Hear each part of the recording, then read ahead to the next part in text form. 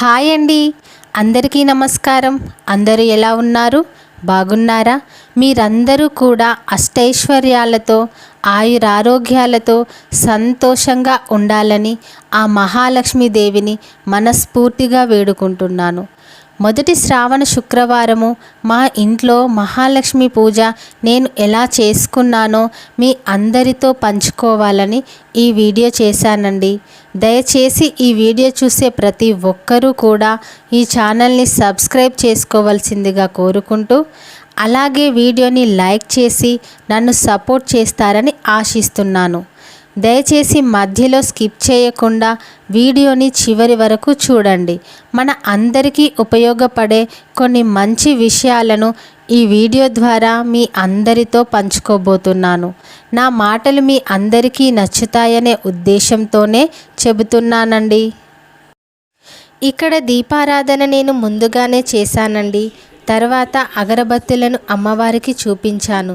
అలాగే ధూపాన్ని కూడా అమ్మవారికి సమర్పించాను. మామూలుగా మన అందరం కూడా శుక్రవారాలు ఆ మహాలక్ష్మీదేవిని ఆరాధిస్తాము. కానీ అమ్మకి ఎంతో ప్రీతికరమైన మాసం ఈ శ్రావణ మాసం. ఇంకా అందులోనూ వచ్చే శుక్రవారాలు చాలా ప్రత్యేకం.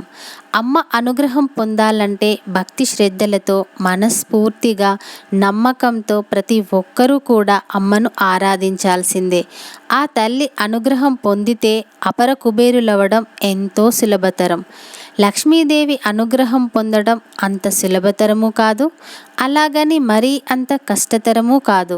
మన జీవన శైలిలోనే ఆ మహాలక్ష్మీదేవి కొలువై ఉంటుందని పెద్దలు పండితులు అందరూ చెబుతారు.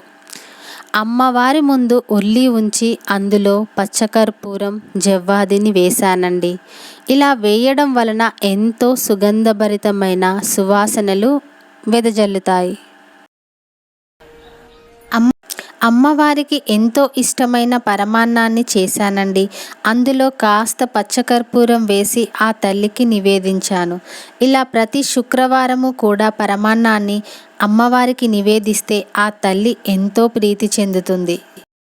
ఈరోజు నేను తామర గింజలతో అమ్మవారికి అష్టోత్తరం కూడా చేసుకున్నానండి.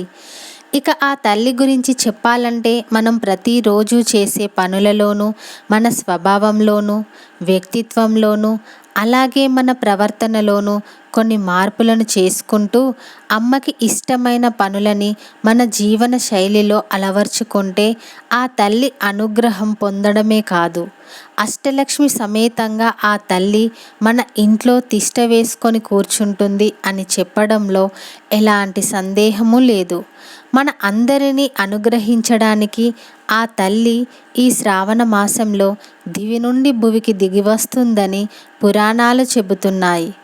ప్రతి ఒక్కరూ కూడా ఆ సిరులిచ్చే శ్రీ మహాలక్ష్మి తమ తమ ఇళ్లల్లో అడుగు పెట్టాలని కోరుకుంటారు.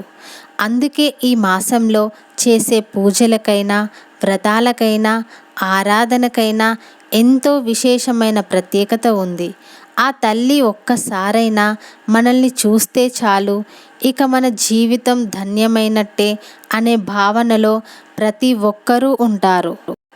ఇలా ప్రతినిత్యము ఆ మహాలక్ష్మీదేవిని ఆరాధించడం వలన అష్టలక్ష్ముల అనుగ్రహ భాగ్యము మన అందరికీ దక్కుతుంది. ఇంతకన్నా కావాల్సింది మరేముంటుందండి? అందుకని ఈ శ్రావణ మాసాన్ని ప్రతి ఒక్కరూ కూడా వినియోగించుకొని అమ్మని ఆరాధించడం వలన మనకున్న కష్టాలే కానీ, అప్పుల బాధలే కానీ, ఆర్థిక ఇబ్బందులే కానీ, మరియు అనారోగ్యమైన ఇంకా ఇతర సమస్యలు ఏమైనా కానీ వాటన్నిటి నుండి ఆ తల్లి మన అందరినీ తప్పకుండా రక్షిస్తుంది. ఇక్కడ నేను పంచహారతిని అమ్మవారికి ఇస్తూ మంగళహారతి పాటను పాడుకున్నాను. ఇలా మనకు వీలైన సమయాన్ని ఆ తల్లి నామస్మరణలో కానీ, ఆరాధనలో కానీ గడుపుతూ ఆ మహాలక్ష్మీదేవి యొక్క చల్లని చూపు మన అందరి మీద ఉండాలని మనస్ఫూర్తిగా కోరుకుంటున్నాను. ఈ వీడియో కనుక మీకు నచ్చితే మీకు తెలిసిన 10 మందికి షేర్ చేయడం మాత్రం మర్చిపోకండి. అలాగే మీరు కూడా మీ ఇంట్లో పూజ ఎలా చేసుకున్నారో కామెంట్లో నాకు తప్పకుండా తెలియజేయండి. మరో మంచి వీడియోతో మళ్ళీ మీ ముందుంటానండి. నమస్తే.